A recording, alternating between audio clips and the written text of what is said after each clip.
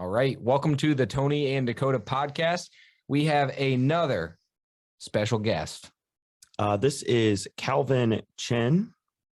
He owns rental properties. I believe that he and his fiance have over 150 units together. He also is a coach. So they have a company where they mentor and have masterminds. They have events I was going to introduce your wife to you. Your wife is a realtor. Yeah. And she was on the 30 Under 30 award in 2019. What awards have you won, bro? Yeah, I can't keep up with her, man. That's all it is. My award, dude, is I'm just married to her, dude. That's my biggest award, dude. Awesome. So Calvin has a really cool story. He went into some credit card debt to get the mentors and in front of the people that he needed to get in front of to create more of a vision and set some goals and get things figured out real estate wise. He knew from Rich Dad, Poor Dad, the classic, that he needed to get some passive income to create some freedom in his life. He used to work at Oracle corporate, selling computer software, and then he left. Well, he didn't leave. He retired, right? He retired from corporate so that he could do a lot more real estate investing. This is Calvin Chen. Thanks for coming on, man. Yeah, I appreciate you guys having me. I'm pumped to be on and share with your audience, guys. For sure. So I want to go back to how you got started. It sounded like I was trying to gather it from some of the other podcasts that I had listened to about you, that you may have bought your first home and then kind of used that equity to get into your first deal. Yeah, kind of, man. So I guess to kind of back it up all the way and give a background. So yeah, man, I grew up, first generation household, and really always had this mindset that was taught to me that it's always about study really hard, get good grades, get into a good school, and then get a good job, and eventually retire at 65 with a white picket fence, 2.5 kids, and a golden retriever if you're lucky, right? And so that's what I did, man. I climbed that corporate ladder and got decent grades, went to a decent school, and got a job in tech, and found out that that really was not as cool as it's meant out to be, right? Not really fulfilling, right? Like that whole, you get there and you're like, man, like, is my legacy in my life going to be, I worked 25 years at Oracle, right? And nothing wrong with, tech companies in general. I think they're a great vehicle. Met a lot of good people along the way there and learned a lot of good things, but I just knew that it wasn't like the thing I wanted to do in my life. And yeah, man. And, looked at, getting into real estate as a way to, we'll call it buy back time and energy, right, in life. And our first property, I invested in an out-of-state property and in Dallas, Texas. I live in California, and didn't really use that equity. I mean, I held that for a good amount of years, and then in 2020, I actually finally sold it, and then 1031 exchanged that into multifamily. Kind of kicking myself for selling it though, to be honest, because I thought in 2020, when I think we started selling it in like March or May or something like that. And I was like, oh yeah, COVID's hitting, market's gonna tank, blah, blah, blah. So I was like, all right, I'm gonna sell it. And then it actually did the opposite effect. So who knows? Yep. So your fiance grew up in New York. Where did you grow up, and how did you end up in California? Like, where are your parents living and where do you live? Yeah. So my parents they lived in like New York and Boston. So they were East Coast people, and then moved out to California, to LA, where I was born, and, felt the sunshine and didn't feel seasons, and decided to never leave again. And my fiance, we actually just got married in November. She's from Brooklyn, New York, and same thing. She went to school out in USC and loved the sunshine and decided to stay out there. And we both live in NorCal now. Wow. That's awesome. So yeah. You said that, you said that you're supposed to go to school, get a good job. Like, how much of that do you think is like, taught to us from our parents, just in general, like, as society? And then how much of that do you think is like cultural? Because I feel like I'm assuming that you're from, Asian background. Yeah. We'll like, give that away, man. Yeah. But I feel like they push it even more than what American culture already does. Like, how much of that do you think was your parents, or how much of it do you think is like just to the general public? I think it was a kind of a cause and effect. I think the societal effects, when my parents came here, and they were kind of taught like, all right, well, I got to do something. I got to make it somewhere, right? And the framework back in the day, right, in like the 60s and 70s, it was like get a good corporate job and rise that corporate ladder and have that, a corner office view with everything, right? And I think as that kind of portrayed out, and it worked at that time frame, but I think it's an outdated concept, right? It may have worked in the 60s and 70s. And you got to realize too, like what people went through in those eras, right? The generation before, like my grandpa, I mean, he went through like the Great Depression, right?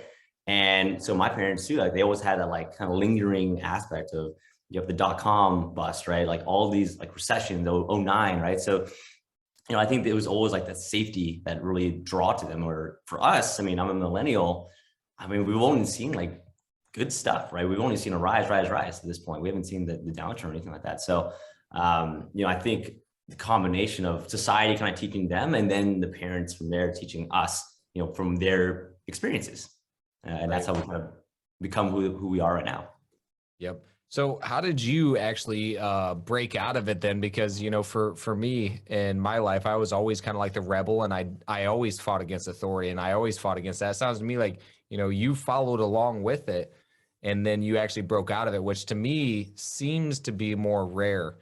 Usually people already know from an early age whether or not, what path they're going to go, or like, they already know like, hey, this isn't it. And they might get a job, or they might go with the flow, but they already know that if there's not something else. It sounds to me like you bought into this idea and then you find out it wasn't the way. So how did you actually break out of that?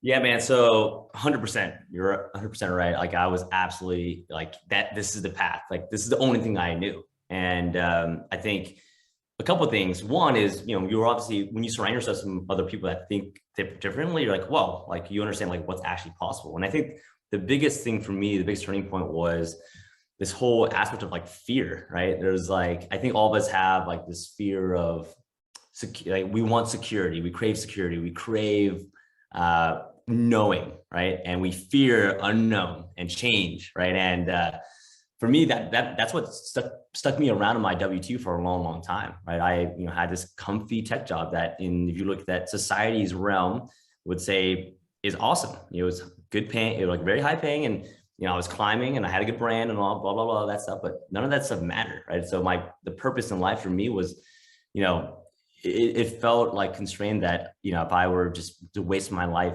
trying to just climb the corporate ladder there, like it didn't seem right. And, there's the really good book that I read. It's called The Second Mountain, where it goes over like two mountaintops, right? Your first mountaintop, everyone's trying to hike that and get to the top. And that's, when you get to the top, that's when you have like your financial picture, right? Your family life, right? Your fitness, your faith, your philanthropy, all that aligned. But many people never hit that first mountaintop. And that second mountain peak, if you ever hit that first mountain peak, it's all about legacy and impact. And in the beginning part of my life, I was very much involved with achievement focus, like just achieve, like hit the passive income number, hit the unit count number, hit the next promotion, hit the title, and all that stuff. And, when I got the things that I thought would make me happy, I found out it didn't. It just left me empty, right? Nothing happened, right? Like I literally thought that, if I had the title, if I had the passive income, I think a lot of people say like 10K a month, that's what they want, right? So when we hit that, I thought that, the clouds would part and angels would come down and a harp would be singing, right? You're like, oh, like, good job, Calvin, you did it. You're successful. You should be happy. And that didn't happen, man. And I felt empty. And, definitely went into this like 3-month cycle of being comfortable, right? And being complacent, just being on the couch, watching Netflix, like eating, Cheetos off my belly kind of thing. And I think what I found out what was missing was that second mountain, right? It was more about, okay, well, how can we make an impact? How can we actually make this world a better place after we leave it? And yeah, man, I think once I found that, it changed my perspective of how I approach almost everything in life. Yeah. Whenever I think about stuff like that, I often think about the only way that you would ever actually realize that or like internalize that is to actually hit your goal. I feel like if anybody would have told you that or, you know, said it, like you're not going to be shaken from your goal. And then you hit it and you're like, wow, that was not worth it. So yeah, that's one point. And then I would also think that a lot of other people never actually get to their first mountaintop. And so unfortunately they're always chasing, and then they realize that like, man, like they kind of wasted a lot of their life. So I feel bad for those people too. But yeah, I mean, it always sucks when people hit their first mountaintop and then they realize that that wasn't worth it. But then majority of people seems like they never even get their first one. So how do you actually help people to make sure that they get the right goals up front? And then how do you help them once they do actually hit that mountaintop? Because there are some high achievers, especially people who listen to this podcast, are usually, you know, real estate investors and doing pretty well for themselves. How do you help the people get to the mountaintop first? And then how do you actually help the people, you know, once they get to that? Yeah. I mean, my philosophy is always, you got to start at the end, right? So just understand like, what are you doing this all for, right? When I hear people talk about, oh, I'm doing this to buy a Bugatti, I'm doing this to buy a G6, blah, blah, blah. Then, you know, well, why do you want one of those things, right? Like what's that next layer, the next layer deeper, right? So I'm always looking to try to find that purpose-driven aspect of it, because when you're achievement-driven, there's always a ceiling that you hit. All right, you achieve an achievement. All right, I hit that 10K a month, that 20K a month, that 50K a month, or a passive income. Then what? All right, then you're gonna chill out, and then you're gonna try to, you know, raise your goal a little bit more, and then you're always gonna be chasing. But when you have a purpose-driven, like one of my students, you know, his purpose in life and why he's even getting into real estate is, you know, his mom is from Jamaica, and the town, the little village that his mom was from, got like washed away by like a monsoon or something like that. And his goal, his purpose, right, is he wants to be successful enough in real estate so he can go back there, rebuild that village. And, you know, in his first year, he's crushed it already, right? And he's on his trajectory right now that is through the roof, where, you know, it's not about, all right, I want to be rich. It's more, hey, how can I provide value for other people? And in return, I will get that value back. So I always start up, okay, what is your freaking purpose? Why are you even doing real estate? Because at the end of the day, real estate, money, cryptocurrency, everything is just a vehicle to be able to do the things that you want with who you want, right? So I always start there, and then you reverse engineer from there. Figure out, hey, you know, what's the criteria that you're trying to buy? You know, do we go heavy cash flow? Do we go heavy equity up front? Like, what's your goal there, and how do we get there? Yeah, here in the Midwest, we have a lot more flooding issues. So tell him to build it on a little bit higher elevation next time. That doesn't get some rebuild it right? just slightly away from that neighborhood next time. yeah, 100%. I got this place. We invest a lot in the Midwest and South as well. And, you know, flatlands. I got one property right now that has like a ravine right next to it. And I'm like, oh man, like, God, I hope it is not a flood over here, man, because I'd be in bad shape. Do you know many Midwesterners or like Midwest people? Yeah, absolutely, man. So you've got a unique perspective on being an American because you grew up first generation, and you also lived in New York, where there's like a whole bunch of different cultures. And so knowing these Midwesterners that, you know, like the small town, like the Hodunk people, like those are the people that are like our family, you know? Yeah. What do you think that they need to be open to, or what do you think they need to know or like think about or consider they haven't been because of like the culture that they grew up in? It's a great question, man. So I'll give you some perspective. I mean, I've lived in the coastal cities my whole life, right? So California, I didn't live in New York. My wife did, but I visited New York a lot when I was growing up. So there's obviously a perspective. There's a persona about Californians in general, or people that live on the coast, right? I think you've heard of it before. And actually my perception going in, because I invest a lot in the Midwest, I invest a lot in the South, was, man, like, how am I going to be received, right? I'm this Asian dude, young guy that's going in there, spending from California nonetheless, and trying to buy property there. How's this going to look, right? And what I found was, hey, man, if you're coming in genuine and authentic with people and being vulnerable, like, they're always going to receive you well. My experience with Midwesterners and Southern people, especially in the country, I'm in a lot of tertiary markets out there, man. And it's awesome. I love it. They're so kind, and like, they're so open if you're willing to also be open with them, right? There's always a trust and a trust, right? So I always try to, you know, set that level first of, hey, like, this is where I'm at. I'll be as authentic. I'll share as much as I can, help you out.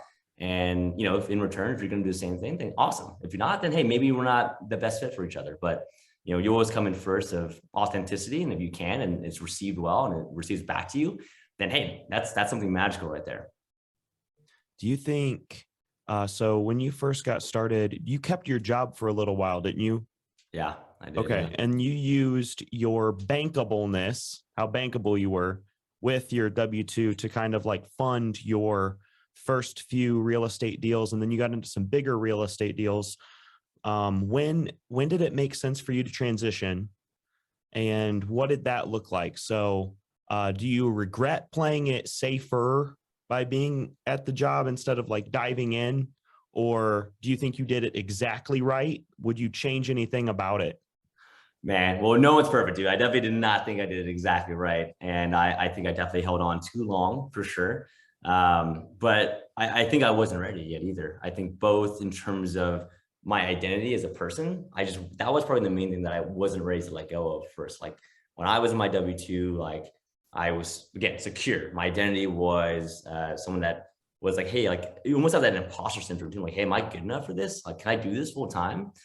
And it took me a lot to try to figure out like, well, what do I want my new identity to be, right? And when I figured that out, that helped me kind of like let go of the fears, let go of the insecurities of maybe I even have my self-limiting beliefs, maybe, right?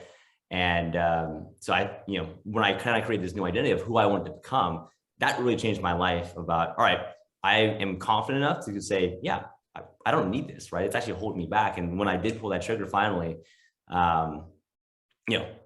everything exploded, right? So, kind of both ends. Yes, it definitely took too long, but I think at the same time, it was also the right time because I wasn't ready mentally inside to kind of be out of that security.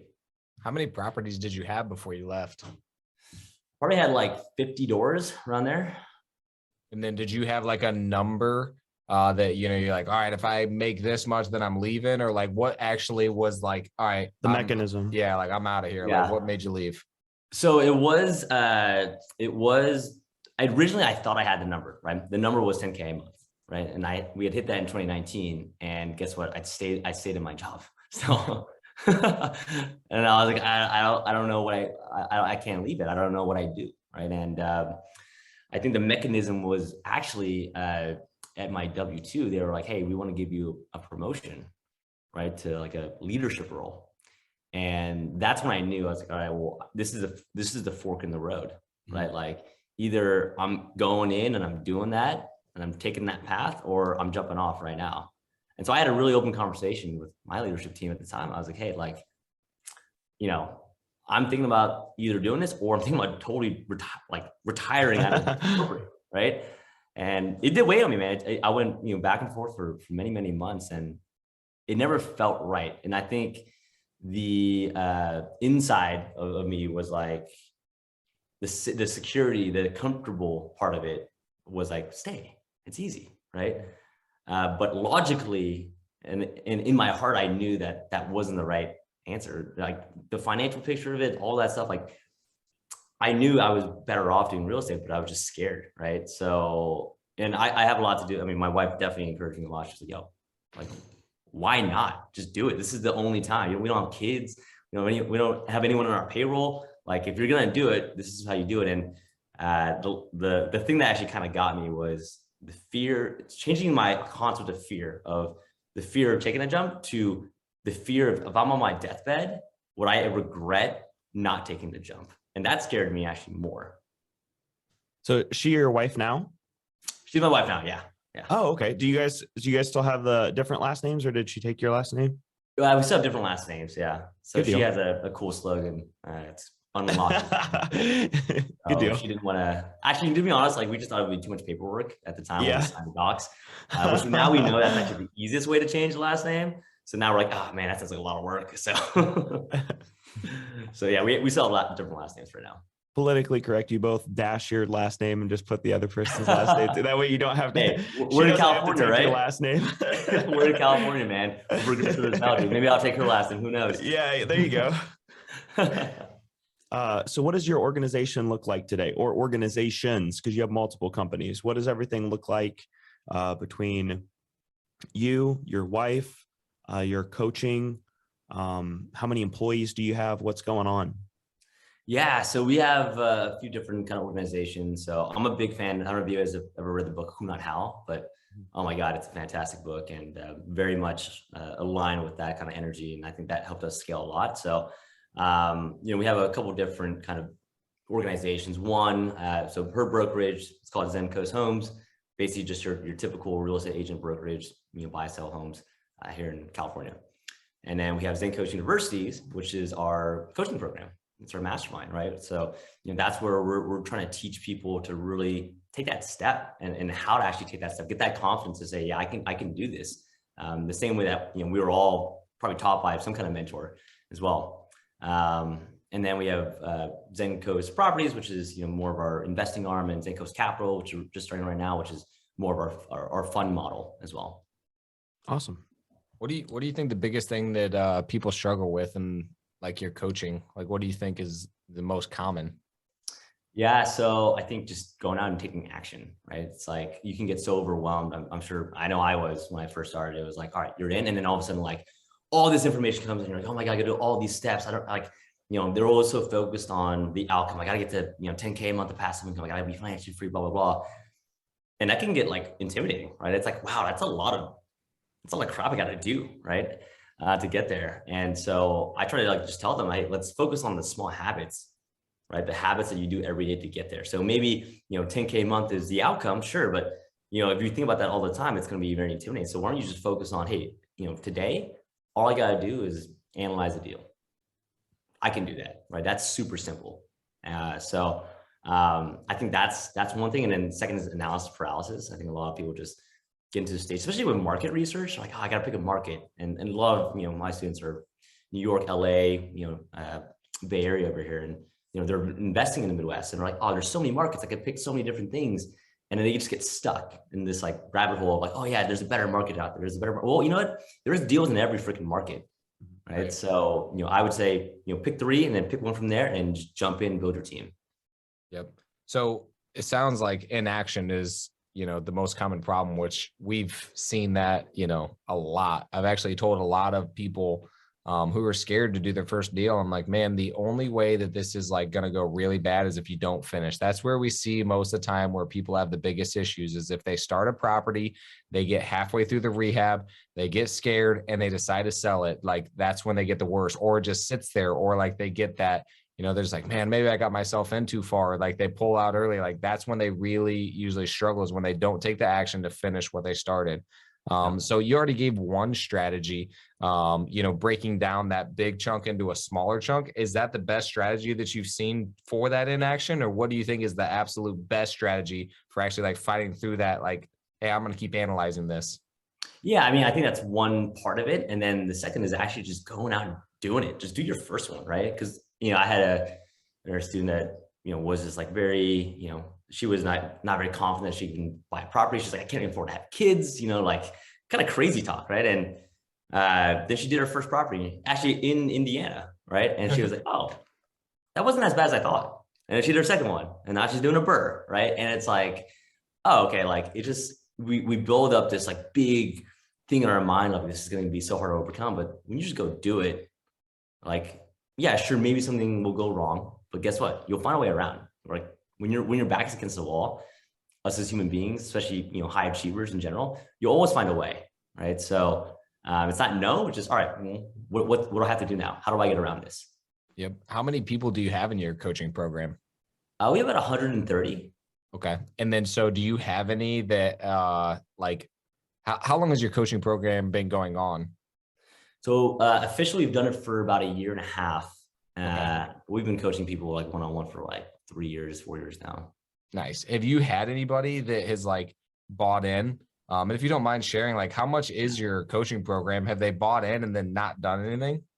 Yeah. We've had people. So we're a little bit below 10K a month, or 10K a year. 10K a month. Okay. 10K a year. And have we had people not do it? Yeah, absolutely. I think there's some people that jump in and say, I'm going to go do this. I have these dreams and aspirations, and they overestimate how much time they can commit, maybe with kids or whatever it is. And, or, they find out, I had, one student say, hey, like what I really found out about myself was I don't want to be a real estate investor, right? I actually like being passive. I'll be a real estate investor passively, but I don't want to do a burr project. I don't want to run a rehab crew in the middle of Kansas, right?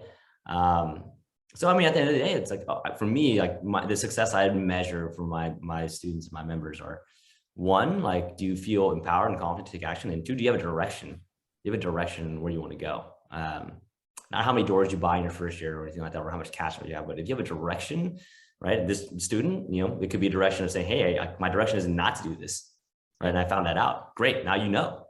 Or my direction is, hey, I love this, and I'm going to scale this like huge. Awesome. Do you do any wholesale or flips in your personal business? So we don't do wholesales. We kind of skipped over that part of it, but we're mostly primarily buy and hold, and we've done obviously burrs and some flips as well. Okay. Then, Dakota's looking into property in Arizona because he wants to live out there when it gets cold as frick here, which is like, a month and a half out of the year. It's stupid. And then the other 3, it's just cold. So yeah. What would your advice be to out-of-state people? And then I'll ask you some more questions off of that, but like, what is your advice to people that are looking at out-of-state properties? Because we've always invested 30 minutes from home, 15 minutes from home, 45 minutes from home. We just find deals in our local market, and Dakota's phenomenal at sales. So if I do the marketing and he does the sales, we get deals that nobody else can get just because we're so good at that aspect of like finding the deals. But then we look at out-of-state stuff and it gets overwhelming because it's like, man, I don't know anybody. We're just going to buy a property out here. How do I even know if I got a good deal? Like, yeah. How do you know it's like not a shack and like it's just a picture of a property that you get there? It's like, right? So, I think that the advice are, one, Arizona is freaking awesome. It's also really, really freaking hot too. So you're gonna have a pretty big extreme there.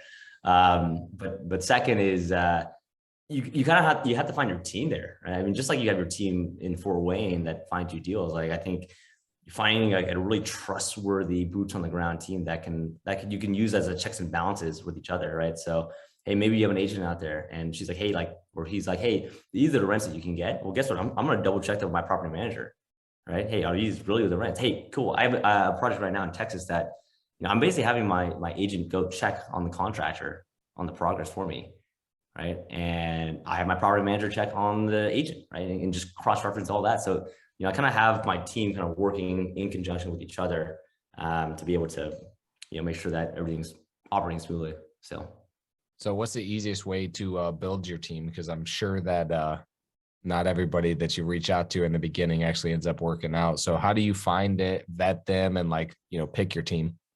Yeah, 100%. I love what you just said there too, Dakota. Is like, you can talk to so many people and maybe you actually only work with one of them, right? You can talk to 100 people, maybe only work with one of them, right? And we're not going to be your realtor. If you're like, hey guys, can you go look at properties for me? We'll be like, dude, no, we're already doing it's not worth it for you guys, right? But yeah, exactly. It's like not worth it for you guys at all. And, for this realtor, for example, I mean, we caught her when she was like young and hungry and just like starting out. And, we're like, hey, like we're investors and we want to help you build up your investor and your own investing career as well. And so we were providing value to her over and over again. I actually had dinner with her probably 6 months ago. And she was like, I don't know why. I wouldn't do this for anyone else. I would not she actually drove to, my sister actually ended up using her and bought an Airbnb from her. And on, I think, Thanksgiving Day, this agent went there and cleaned the property and literally put like little birds on the toilet paper and stuff, I was like, oh my God, like who does this? Like, it's so awesome. So again, it's you guys probably won't do that if I ask you guys, but she would.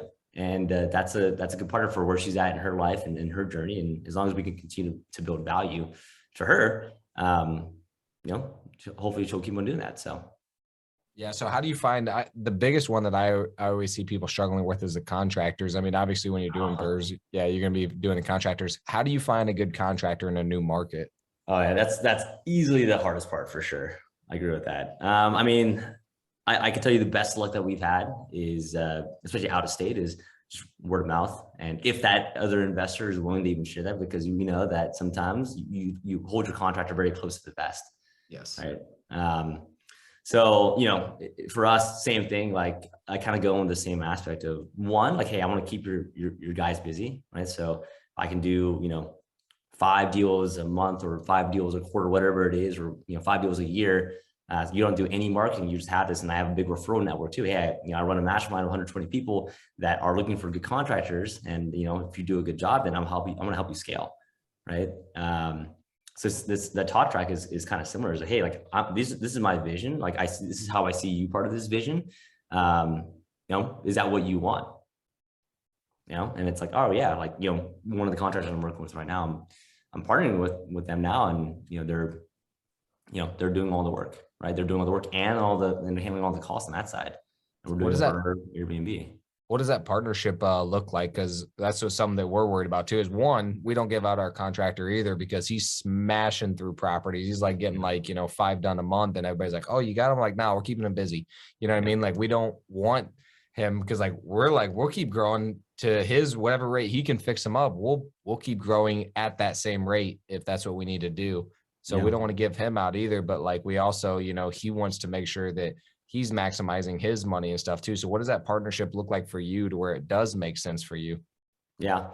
Well, I mean, it's understanding their goals, right? Like what do they want? I mean, I think contractors are very, very good. They're very good at doing what they do, which is carpentry, managing projects, all that stuff, but they're not very good at business, not very good at like wealth, like long-term wealth. If you talk to any contractors right now, there's always an influx of cash in hand, out of hand, right? And they're not really building wealth. They're always doing these projects. Some of them just do flips, right? And they're in and out, in and out, in and out. And my position is more like, hey, let me help you build wealth, right? Let me help you do buy and holds, because you want to work forever. Like, do you like doing this? And most contractors, they'll tell you, they're like, oh man, they're burnt out. They're burnt out after years and years of doing this. They're like, hey, I want to way out. And, if you can offer that solution for them. And again, every contractor is different, but I found pretty consistently that all the contractors I've talked to, they kind of see that as the long-term out, right? If not, then I pitch it to them, right? And, and they get pretty excited about that kind of stuff. So that's how I kind of structure that partnership. So what do you do? Just, create another LLC with them, buy rentals together. They do the rehab for free. Then you guys own it, or what does it actually look like on properties? Yeah. So that one, a couple projects we've done right now. We're doing 2 Airbnbs right now where we buy them under value, right? And do renovations. I have them I buy the property, right? I had them do the construction, pay all the constructions, and then we refinance, we pay back each other out of it. And then we just cash out from there and split it, wherever that split ends up being. Okay. Gotcha. Right. And then for our apartment complexes, same thing. I have a partner that is he's not really a contractor. He's more of a project manager, but he's a badass, and essentially he manages all the construction side of things. And same thing, we do a BRRRR, but just on bigger properties. So I just want to clarify, whenever you say that, let's say you bought the property and let's just say it was $200,000 and then he put in $100,000, would you then be, 66% owner and he'd be 33% owner because he had $100,000 in, and then he gets his $100,000 back and you get your, 200 back? Yeah. So no matter what, how we structure it is you get capital contributions back no matter what. Okay. Right. And then you still say 50% owner, then it's not about how much you have in, because everybody gets their money back. No, it does. It does matter how much you put in, right? Because that's the risk that you're putting in. So, I mean, it depends on what you're bringing to the table, right? So, hey, I found the deal, I negotiated, I put the capital in, and you're putting that much in, but you're doing the labor on the construction side of things. It's a weighted scale, right? All right, well, if you're doing that, I'm doing this, right? I signed a personal guarantee on the loan, right? I should get more because I'm doing all this stuff and you're doing that. So, it's deal by deal basis of how you structure it. Hey, I'm taking on more risk. I'm doing all this stuff, right? I put down more money. I found the deal, right? And you're doing this. So, how much money are you putting down for, the amount of risk and return you're putting into the deal as well. And then you kind of adjust and negotiate from there. That's awesome. Yeah. How much more loyal do you think your contractor is to you then, since you're kind of partners in a lot of deals? Do you think that helps with they're going to put you first whenever you need things done? Yeah. I mean, it doesn't hurt, put it that way. That's awesome. So Dakota and I eventually want to get into some coaching. I think that's our retiring from buy and hold. You retired from corporate. We will retire from buy and hold, but obviously still keep them forever because it's awesome. But so what did it look like when you first got started in the coaching business, the mastermind? You said that you had a course. It took you a little while to come out with it. Ours is taking freaking forever, feels like. Yeah. So we're building the course right now. We're going to build a second course probably, unless we're like so burnt out that we're just like, all right, let's wait a year. But what did it look like when you first got the coaching business? And then was there something that like exponentially improved your trajectory? Because it always happens that we find things that are like, oh, then we did this and then it started trending this way, you know? Yeah. So what did it look like when you first got started? How did you bring people on and advertise that business? And what does it look like? Yeah, great question. So in the beginning, I kind of mentioned that, we were doing stuff for free. Like when I was in my W-2 and Jennie was an agent, we were just doing webinars. We had meetups for free. And really, we had no expectation of return. At that point, we were just doing stuff just to do stuff, right? Just to kind of, help people out. And we did that for like, 3 years or so, where we just would host like, free meetups, free webinars, all that stuff. And people would always ask like, hey, Calvin, Jennie, like, I was waiting for the pitch at the end, but you guys never had any. I was like, is that coming? And we're like, oh, maybe it was ignorant on our end. We're like, were we supposed to pitch something at the end? Like, can we monetize this?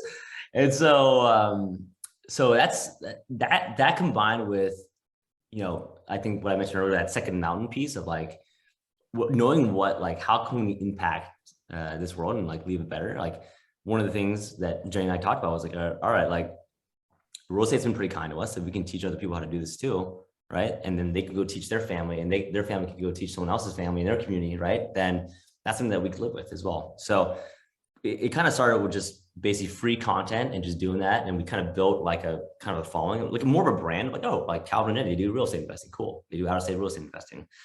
And then when we were finally ready to launch, and actually funny story on that was we weren't ready to launch. And a friend of Jennie's was like, hey, I want to be coached by you guys. How much? And at the time we're like, 5K? So cool, I just Venmo'd you. And then we're like, oh crap, okay, we gotta go put something together.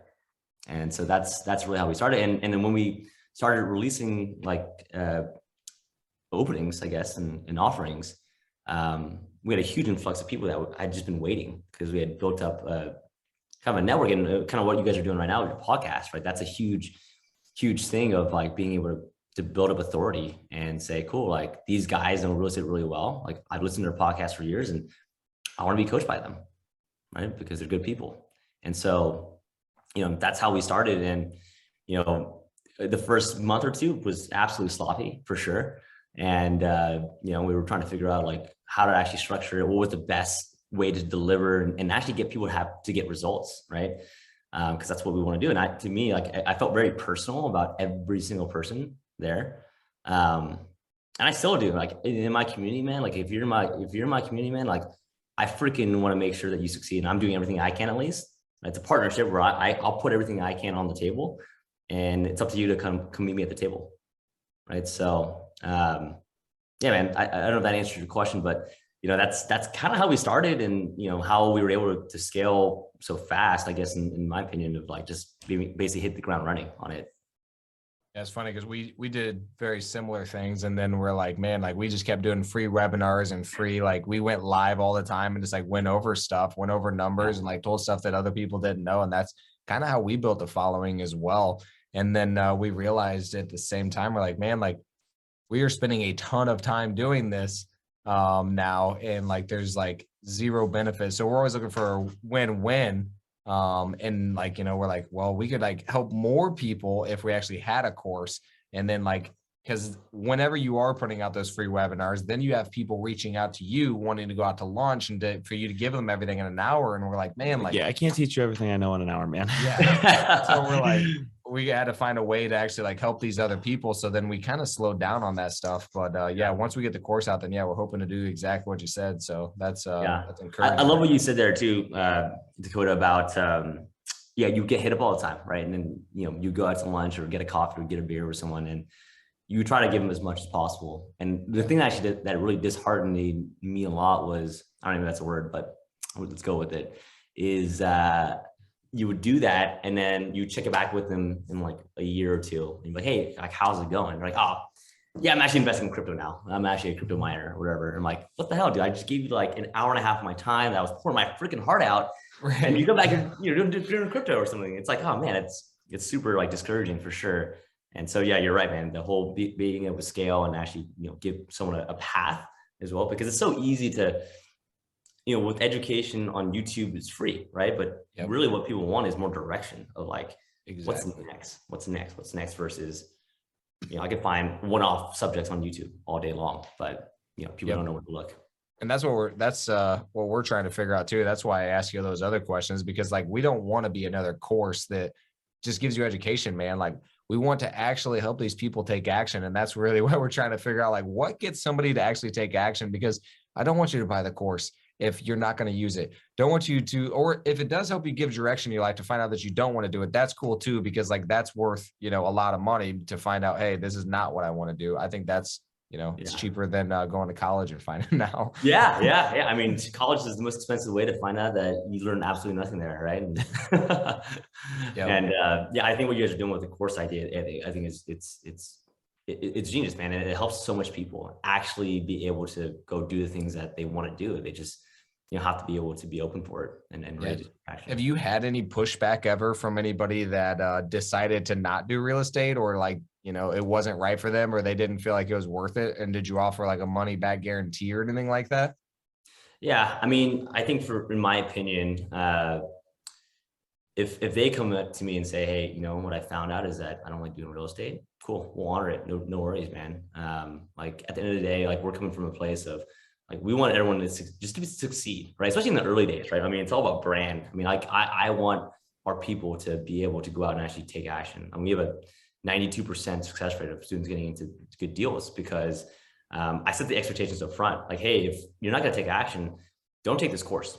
Just don't, right? Because it's not going to help you. It's not going to help me, right? Like it's going to help any of our coaches that are pouring their hearts into it as well. So, I always try to set that up front in the beginning of like, hey, like, this is for people who want to go take action, right? And if you don't, hey, there's YouTube. Go try that. And if you still feel like you want to go do this, then let me know. That's awesome. Yeah. So a little bit more critical thinking question for you. What is your biggest struggle right now? My biggest struggle, man, is I'm a yes man. And I say, like, I get so excited about just other different opportunities. I was just telling Jennie earlier today, I was like, man, I think I'm working on like way too much stuff, right? And one of the big things for me is the one thing, right? It's just focusing on the one thing right now to get that done and then getting it done and then moving on to the next thing, right? And I kind of go in ebbs and flow of that. Like I'll do it and I'm like, all right, cool. I'm focused on the one thing, right? And then, 5 other things, especially the early months of the year, like, December we take off and we literally just brainstorm about, like we do visions on like what we want our lives to look like and what we want 2022 to look like. And I'm always super, super excited because I'm like, oh man, I got so many things that I'm doing this year that I want to hit them all in like the first month. So it's the last like, month and 8 days. I mean, I've been like, go, like trying to hit everything. And I was like, man, like today I was like, oh my God, like I'm trying to do like 10 different things. Like we're trying to have fun. We're trying to, open up different aspects of our business line. We're, closing on a couple of properties, right? And it's like, there's so many things going on that I just need to focus and, pick one of those things and get it done first. So that's like my thing right now is just getting excited about so many different things that do excite me and I think can make an impact. But not finishing any of them, right? So I got to finish the one first, move on to the next one. That's my biggest thing right now. What is your superpower? Dude, my superpower, man, is I love just like listening to people and like having connection with people. Like that's why I love going on podcasts and talking because it's like, hey, you got to meet you two now, right? And now I know, hey, if I find a place in Arizona or something like that, if you need an agent out there, I actually have a good recommendation if it's in the Scottsdale area. Connecting people, I think is another thing. And then like in terms of the real estate side, like I just love putting deals together. That gets me going. I have a tech sales background. So for me, I love finding deals. I love talking with people. I love connecting people. I love putting deal structures together. We just closed a 23 unit last week. That was like insane. Like I thought like a deal before that was like the craziest deal I've ever done. And then you do the next deal. I'm like, this is even crazier, right? It's like 5 months of negotiations, lawyers involved, deal died like 3 times, doing like seller financing with, a commercial bridge loan on top of it, like so many different like legality aspects and paperwork and blah, blah, blah. So, and I kind of like was obviously stressed out about it, but I also love that kind of stuff. I love being stressed out like that. So, yeah, man, that's what I would say my superpower is. Well, who's the better salesperson, you or Jennie? So we have this competition. I'm glad she's not. Didn't you lose that competition? I'm pretty sure you have a holding company named Bay or something like that. Yeah. Man, you did some research, man. Damn. Yeah. So we had a competition about that we basically, when we were younger, would bet on who would make more money, have to buy the other property, and she won most years, and I won maybe one year. I'll chalk it up to, her industry makes a lot more money than tech at the time. So that's a decent problem. Yeah, to be married to Powerhouse. It's not a bad thing at all. All right. This is one of the last questions. Did you have some other stuff? Okay. 60 years from now, you're on your deathbed. You have a final message to the world. It'll be your legacy, your billboard, your something that people will remember you for. Do you have a message? It could be like a paragraph. It could be a sentence. It could be a thought.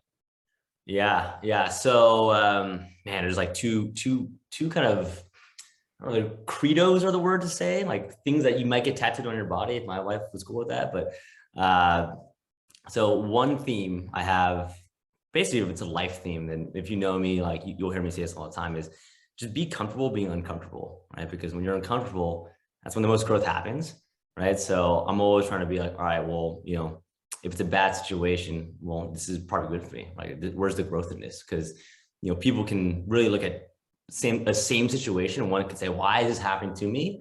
And the other person can say, why is this happening for me, right? And I guarantee you the person that says the latter is going to be a lot happier, right? They're going to, probably be more successful because their mindset is different. So that's one piece of it. And then the second one I would say on my deathbed is, create the passive income for passive impact, right? And if you can live by that, like, you can always remember why you're in this game. Because and in real estate, you guys probably know better than most too, is, man, there's ups, but man, as many ups are, there's probably twice as many downs, dude. And so you got to know why you're freaking waking up in the morning, talking to attorneys or doing XYZ, where you could be doing something else, or you could be out with your friends, doing something, but you're, at home analyzing deals. Like, just remember why you're doing it for. And I think that quote to me really helps me remember that purpose of, what we do. Awesome. So give us some plugs. We need to know where to find you, like website wise, how people can connect with you, Instagram, like Facebook, that sort of thing. Yeah. Appreciate your course. Plug there. Yeah, it's really easy. Just go to zencoastuniversity.com. You can book a call with me then on that website, or you can just find me on Instagram. I'm just Calvin.Shin, REI. Super easy. I'm on there probably too much, but easy way to get a hold of me for sure. Awesome. Do you have any last final thoughts for our viewers? Yeah, I mean, I think at the end of the day, just if you guys are listening to this podcast and you guys are really doing that first step, but I think everyone knows that, hey, the podcast is one aspect, but just going out and actually doing it, right, is where you really learn a lot. So, I'd say real estate has changed a lot. My life, if you let it. We've had a lot of mistakes along the way, but if you let it and allow it and be consistent about it, I mean, no one's mad about buying real estate 10 years ago. I'll tell you that much. So awesome. Well, thanks for doing this social push. It looks like you guys have been trying to get your name out there. I got a message. The way that your pitch was set up was really good. And so that was really cool, getting an email from you guys and then getting this set up. We appreciate you coming on, and it was a good time. Thanks. Yeah. Appreciate the time, guys. It's awesome meeting you too.